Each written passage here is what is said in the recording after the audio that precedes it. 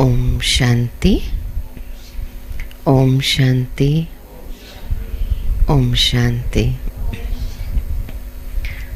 आज भारतीय परंपरा में, भारतीय संस्कृति में करवा चौथ पूरे भारत देश में हमारी भारतीय महिलाएं, नारियां बहुत प्यार और श्रद्धा के साथ मना रही हैं। तो सभी हमारी माताओं बहनों को जो अपने सुहाग के लिए आज व्रत, नियम, उपवास रखी हैं, उनको हम बहुत बहुत दिल से परमात्मा की ओर से दुआएं देते हैं कि आपका जीवन सदा ही सुख और समृद्धि से भरपूर रहे। आज अचानक ही हमें ऐसा लगा कि क्यों न करवा चौथ का आध्यात्मिक रहस्य हम सभी के सम्मुख रखें, जो परम पिता परमात्मा ने हमें इसका रहस्य बताया है। आज हमारे भारत में जो भी नियम, व्रत, उपवास, उत्सव, त्यौहार मनाए जाते हैं, उसके पीछे कोई न कोई आध्यात्मिक रहस्य छुपा हुआ होता है। तो हमें लगा कि थोड़े दिन पहले ही शरद पूर्णिमा मनाई, उसमें भी चांद का महत्व था, और उसके पश्चात अभी करवा चौथ आई, तो उसमें भी चांद का महत्व है।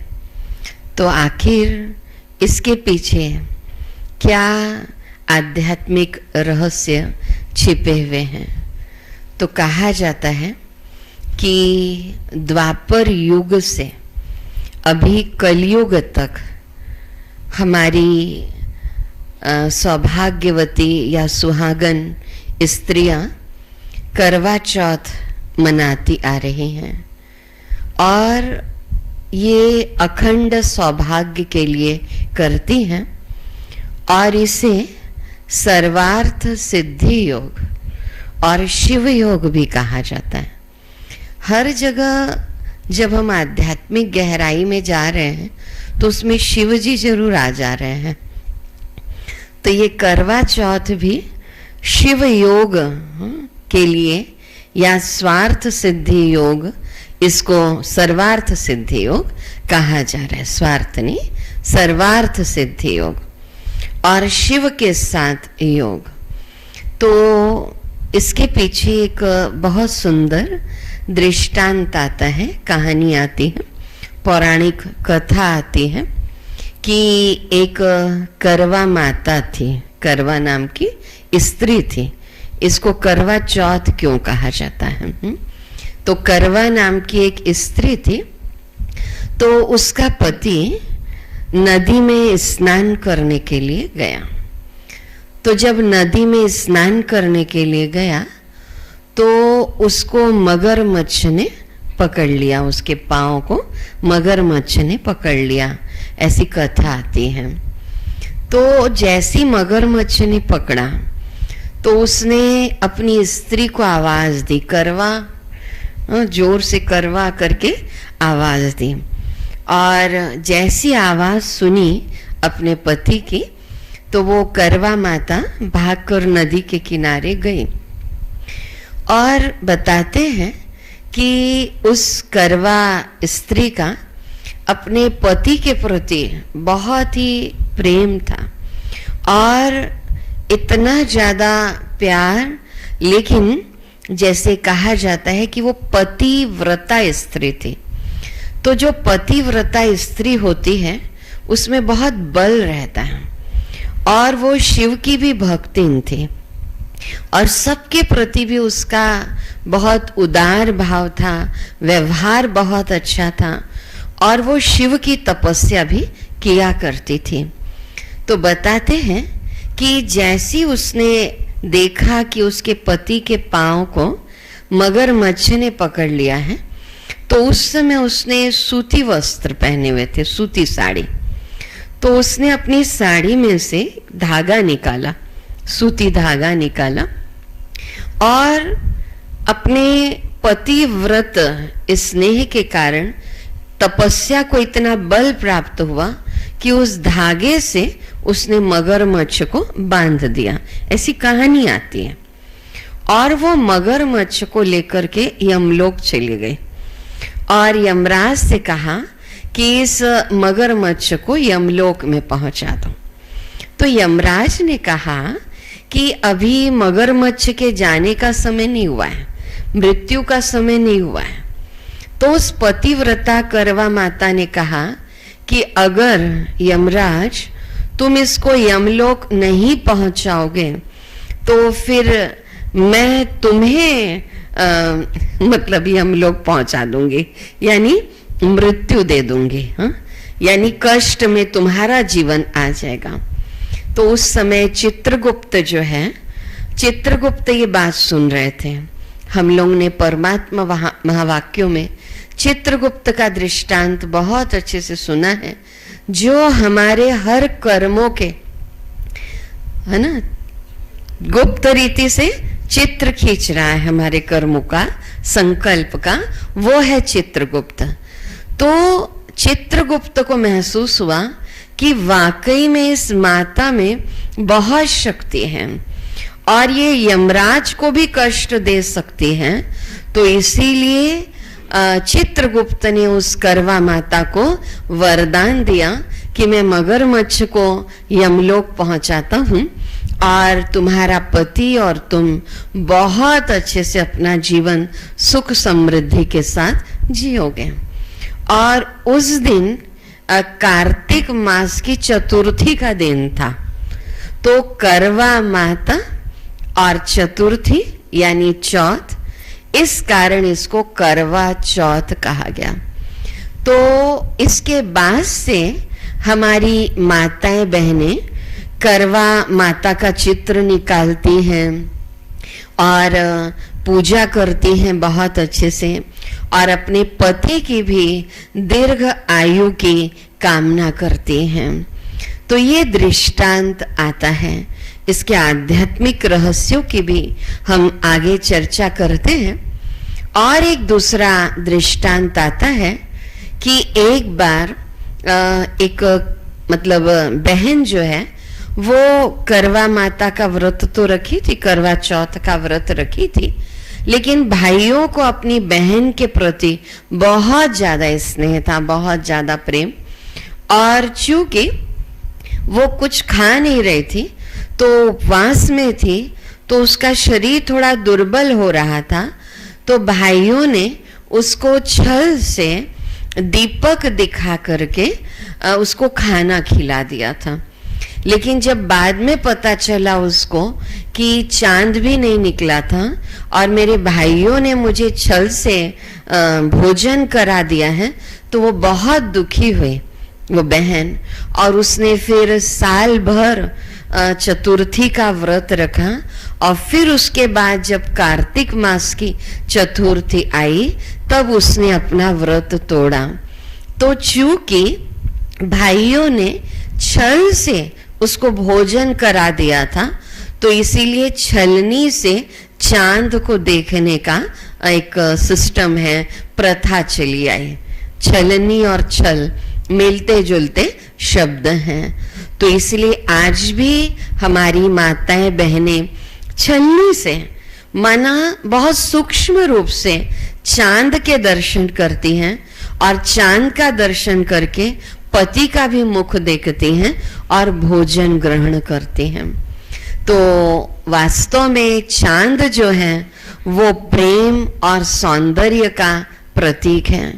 हमारे जीवन में भी प्रेम और सौंदर्य सदा बना रहे, इस कारण चांद की भी पूजा की जाती है। अगर वर्तमान दृष्टिकोण में हम देखें तो जो भी हमारे भारतीय संस्कृति के त्योहार या उपवास हैं वो बहनों को ही करने पड़ते हैं। कई बार बड़ी गहराई लगती है कि भाई लोगों के लिए कोई उपवास नियम नहीं है। अब आप देखोगे कि हरतालिका या हरतालिका तीज और वड़ सावित्री की पूजा और ये करवा चौथ की पूजा सब बहनें ही करती हैं और उपवास करती हैं। तो क्या केवल बहनों को ही करना चाहिए, माताओं को ही करना चाहिए अपने पति की दीर्घायु की कामना, कि पति को भी करना चाहिए अपनी पत्नी की दीर्घायु की कामना?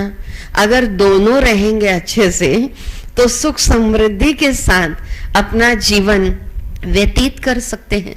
तो वर्तमान में ये कलयुग के समय में थोड़ा थोड़ा दृष्टिकोण बदला है और आज जो पुरुष भी हैं जिनको हम रूहानी संबंध में भाई कहते हैं, तो भाई भी आजकल अपनी पत्नी के स्वास्थ्य की कामना करते हैं या उनके कार्यों में हाथ बटाते हैं। वास्तव में ये सब उपवास, नियम, व्रत प्रेम को बढ़ाने के लिए किए जाते हैं, निकटता को बढ़ाने के लिए किए जाते हैं।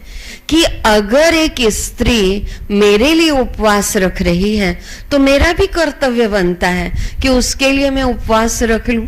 ऐसा थोड़ी कि पति भोजन करे दोनों टाइम तीनों टाइम और पत्नी बेचारी उपवास रखे और पति के ही दीर्घ आयु की कामना करे।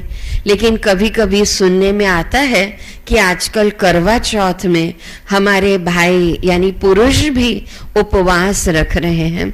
तो वो दिन भर अगर पत्नी के साथ रहते हैं और प्रेम से अपना समय व्यतीत करते हैं तो ये उपवास या व्रत नियम संबंधों की मधुरता के लिए हमारे भारतीय संस्कृति में बनाए गए हैं। तो आप देखेंगे कि 365 दिन में हिंदू संस्कृति या भारतीय संस्कृति में कोई ना कोई त्योहार, व्रत, नियम, उपवास आ रहे हैं। तो इसके पीछे कुछ कारण होता है कि परिवार में वो मधुरता, संबंधों में वो मधुरता बनी रहे। और एक बात मतलब हमको समझ में आई आध्यात्मिक रीति से कि इस दिन धारदार वस्तुओं का प्रयोग न करें, ऐसा शास्त्रों में कहा गया है। उस दिन सिलाई भी नहीं करनी चाहिए, कैंची का प्रयोग भी नहीं करना चाहिए, चाकू या ये सब का प्रयोग नहीं करना चाहिए। तो इसका आध्यात्मिक रहस्य क्या हुआ कि धारदार वस्तुओं का प्रयोग न करें। तो हम बाहरी दृष्टिकोण से ये बात ले लेते हैं, वास्तव में हमें अपने मुख से कटु वचनों का प्रयोग नहीं करना चाहिए, धारदार शब्दों का प्रयोग नहीं करना चाहिए जिससे सामने वाले को चोट पहुंचाए। तो जैसे कैंची है, कैंची से भी कपड़ा कटता है ना, या सुई धागा है तो चलो वो दो कपड़ों को जोड़ रहे हैं, है ना, सुई से हम जोड़ रहे हैं। लेकिन धारदार वस्तु अगर सुई भी चुभ जाए तो खून तो निकलता ही है ना। उसी प्रकार चाहे हम कटु शब्द कभी थोड़े से ही कह देते हैं और हम कहते हैं हमारा भाव नहीं था, या कभी आवेग में, क्रोध में, बहुत ज्यादा क्रोध की तीव्रता में हम कुछ शब्दों का प्रयोग कर देते हैं, तो उससे भी पति पत्नी के संबंधों में कटुता तो आती है ना। व्रत रख लिया, आज करवा चौथ है, लेकिन पति को कटु शब्द सुनाए जा रहे हैं, या पति जो है पत्नी को कटु शब्द सुनाए जा रहे हैं। तो इससे तो करवा चौथ का व्रत सार्थक नहीं हुआ ना, सफल नहीं हुआ ना। तो करवा चौथ या हरतालिका या वड़ सावित्री जो भी व्रत रख रहे हैं, तो हमारी माताओं बहनों को भी चाहिए कि अपने पति के साथ प्रेम से रहे और पति को भी चाहिए कि वो पत्नी के साथ प्रेम से रहे। तो वास्तव में ये सब आध्यात्मिक रहस्य इस दिन के छिपे हुए हैं आध्यात्मिक दृष्टिकोण से, जिसके भाव को हमको समझना है। तो कहते हैं कि चंद्रमा जो है वो ब्रह्मा का स्वरूप है। तो आध्यात्मिक दृष्टिकोण से हम देखते हैं, परमात्मा महावाक्य सुनते हैं, तो उसमें परम पिता परमात्मा ज्ञान सूर्य है और जिनको वृद्ध रूप में बताया गया है, ब्रह्मा को वो चांद के रूप में बताया गया है। यानी जो ब्रह्मा है उनके अंदर चंद्रमा के समान शीतलता है, तो हम सितारों के अंदर भी वो चांद के समान शीतलता का गुण होना चाहिए। कहते कृष्ण ने भी द्रौपदी को कहा था, तुम करवा चौथ का व्रत रखो तो तुम्हारे पति की, माना 5 पति जो बताए जाते हैं, तो उनकी लंबी आयु होगी। उसके पीछे भी कुछ आध्यात्मिक रहस्य छिपा हुआ है, चाहे वो युधिष्ठिर हो, भीम हो, अर्जुन हो, नकुल हो, सहदेव हो, 5 पतियों की बात आई है। द्रौपदी अगर इसके भी शब्द के भावार्थ में जाए, जिसके 2 पति हों, तो यहाँ तो 5 पति बताए गए हैं। लेकिन कलयुग के समय में 2 पति, यानी एक जो लौकिक पति है आपका, जिसके साथ आप अपना जीवन जीते हैं वर्तमान वाला, लेकिन एक पति है हमारा परम पिता परमात्मा। तो अगर हम माताओं बहनों को ये कहें कि वो भी द्रौपदी है, यानी जिसके 2 पति हैं, तो लौकिक पति के साथ, जिनके साथ आपकी मैरिज हुई है, शादी हुई है, उनके साथ भी आप बहुत अच्छे से रहें, सुख पूर्वक रहें, मधुर संबंधों के साथ रहें, लेकिन उसका आधार है जो परम प्रिय परम पिता परमात्मा है, वो भी हमारा पति है। तो भगवान ने कहा कि उस पति को, यानी उस शिव को याद करते हुए, इसलिए आज करवा चौथ को शिव योग कहा गया है कि परम पिता परमात्मा के साथ योग लगाना है, जिन्हें हम प्यार से शिव बाबा कहते हैं, जो ज्योति बिंदु है, उनके साथ योग लगाकर इस उपवास को हमको जीवन में महसूस करके, परमात्मा के निकट वास करके इस करवा चौथ के व्रत को सफल करना है। साथ साथ इस दिन हमारी माताएं जल भी ग्रहण नहीं करती, निर्जला, है ना। परमात्मा ने हमको इसका रहस्य बताया कि वास्तव में उपवास परमात्मा के निकट वास, अर्थात हम कुछ समय तो अपने जीवन में ये दृढ़ प्रतिज्ञा करें या सदाकाल के लिए करें कि मैं आज से अपने जीवन में कटु वचनों का प्रयोग नहीं करूंगी। और निर्जला माना जल नहीं पी रहे हैं, लेकिन कई बार जब हम पहले दिन से ही सोच लेते हैं कल मुझे जल नहीं लेना है, तो जल के प्रति आसक्ति बढ़ जाती है, भोजन के प्रति आसक्ति बढ़ जाती है। लेकिन पति के लिए कर रहे हैं तो दृढ़ संकल्प के साथ निर्जला व्रत रख लेते हैं। तो इसके पीछे आध्यात्मिक रहस्य ये है कि हमको भी अपने जीवन में कुछ दिव्य गुणों की धारणा के लिए व्रत अपनाना चाहिए कि आज से मैं मधुर बोलूंगी, मैं अपने परिवार में इनके साथ बहुत कटु वचनों का प्रयोग कर चुकी हूं, अब मैं कटु वचन नहीं बोलूंगी। जो सीन चल रही है नाटक के अंदर उसको स्वीकार करके बार बार मैं किसी को कमेंट पास नहीं करूंगी, ये भी निर्जला व्रत है। वास्तव में ये सब आध्यात्मिक रहस्य छिपे हुए हैं।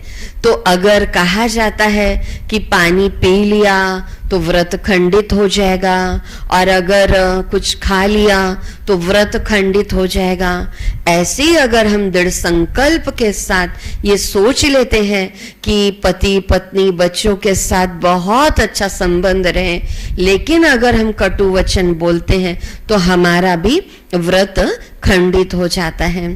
साथ साथ बहुत अच्छी बात ये भी बताई जाती है कि इस दिन जो मतलब युवा स्त्रियां हैं वो वयोवृद्ध महिला का श्रृंगार करती है अपने हाथों से। माना जो सुहागन महिला है लेकिन जो वयोवृद्ध हो चुकी है, अब उसके अंदर वो क्षमता नहीं है कि वो अपना श्रृंगार कर सके, मेहंदी लगा सके या चूड़ियां पहन सके या अच्छी साड़ी पहन सके। अब उसके शरीर में वो सामर्थ्य नहीं रही।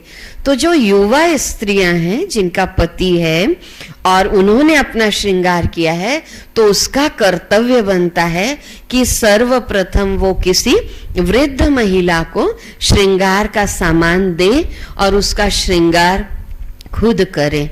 तो सोचिए कितने आध्यात्मिक भाव शास्त्रों में छिपे हुए हैं। इससे क्या रहस्य निकल करके आता है कि हमको बुजुर्ग महिलाओं का भी सम्मान करना है। कभी कभी ये होता है कि वो अपने समय में खूब श्रृंगार करती हैं, सब कुछ करती हैं, लेकिन जैसे जैसे उम्र बढ़ती है तो वो शक्ति नहीं रहती कि कुछ कर पाए। कई बार तो बेचारी अच्छे से साड़ी भी नहीं पहन पाती हैं, लेकिन उसके अटैची में, अलमारी में वो साड़ियां रहती हैं, श्रृंगार का सामान रहता है। कई बार तो हम देखते हैं किसी किसी की शादी की भी साड़ी वो एकदम सहेज कर रखती है हमेशा, और श्रृंगार का मतलब वो मंगलसूत्र, चूड़ियां सब रखेंगे, लेकिन इतनी शक्ति नष्ट हो जाती है कि वो अपना श्रृंगार खुद नहीं कर पा रही हैं। तो ऐसे में युवा स्त्रियों को चाहिए कि वो उनको श्रृंगार का सामान देकर उनका श्रृंगार खुद कर दें, यानी बुजुर्ग महिलाओं का सम्मान करें। तो भारतीय संस्कृति में जो भी त्योहार हैं, बस हम एक नियम पूर्वक करते चले जाते कि छलनी से चांद को देख लो और फिर पति का मुख देख लो, फिर कुछ खा लो। लेकिन उसके पीछे रहस्य क्या है कि पति के साथ भी प्रेम से रहें, पति भी पत्नी के साथ प्रेम से रहें। और विशेष माँ गौरी और गणेश जी का भी इस दिन बड़ा महत्व है। तो परमात्मा ने हमें इसका रहस्य बताया कि अगर इसे शिव योग कहा जा रहा है तो हम सब आत्मा रूप में माँ गौरी हैं और हमें उस शिव के साथ योग लगाना है। और जब हम शिव के साथ योग लगाते हैं तो हम स्वयं विघ्न विनाशक गणेश के रूप में तैयार होते हैं और हम दूसरों को भी उसी विघ्न विनाशक गणेश के स्वरूप में स्थित कराते हैं। तो कई प्रोग्राम्स अचानक होते हैं और हमें ऐसा लगता है कि नहीं, हम स्वयं इसके आध्यात्मिक रहस्य को जानें और आपको भी बताएं। तो आप सभी हमारी प्यारी बहनों को और भारत देश में जिन्होंने भी आज करवा चौथ का व्रत रखा है और बहुत प्यार से रखा है अपने पति की दीर्घ आयु के लिए भी, तो उनका जीवन बहुत बहुत सुखमय हो। और साथ साथ आप अपने जीवन में उस परम शक्ति, परम पिता परमात्मा जो हमारा पति है, आत्मा का पति है, उसके साथ योग लगाकर अपने जीवन को बहुत बहुत बहुत सुखमय बनाए। और अगर वो परम पिता परमात्मा शिव कौन है, कहाँ से आते हैं, कब आते हैं, इन रहस्यों को जानना हो, उस पति के बारे में जानना हो, तो आइए ब्रह्मा कुमारी ईश्वरी विश्वविद्यालय आपका हार्दिक अभिनंदन करता है। हमने अपने जीवन में वो लौकिक पति नहीं किया है, लेकिन हमारा पति है परम पिता परमात्मा शिव। तो उस पति को जानकर अपने जीवन को बहुत बहुत आनंदमय बनाए। और अगर किसी के जीवन में ऐसी कुछ प्रॉब्लम्स हैं, संबंधों में कटुता है, तो हम चाहेंगे कि आज के दिन के महत्व को समझ करके जो भी इस बात को सुनेगा, तो इस महत्व को जानकर पति पत्नी अपने संबंधों को बहुत बहुत मधुर बनाए और अपने परिवार को बहुत बहुत ऐसा आनंदमय बना ले, जिससे आपके परिवार को देखकर दूसरों को भी ये प्रेरणा प्राप्त हो जाए कि परिवार हो तो ऐसा हो। तो परमपिता परमात्मा ऐसी नई दुनिया की स्थापना कर रहे हैं जिसमें चांद के समान शीतलता के गुण हमारे अंदर होते हैं और प्रेम और सौंदर्य तो वहां पर अखुट होता है। तो हमने रियल में इसके आध्यात्मिक रहस्यों को जानकर चांद का दर्शन कर लिया, उपवास कर लिया और अपने जीवन में कटुता को छोड़कर, छल को छोड़कर प्रेम को अपनाना सीख लिया, तो हमारा करवा चौथ व्रत मनाना सार्थक हो जाएगा। ओम शांति।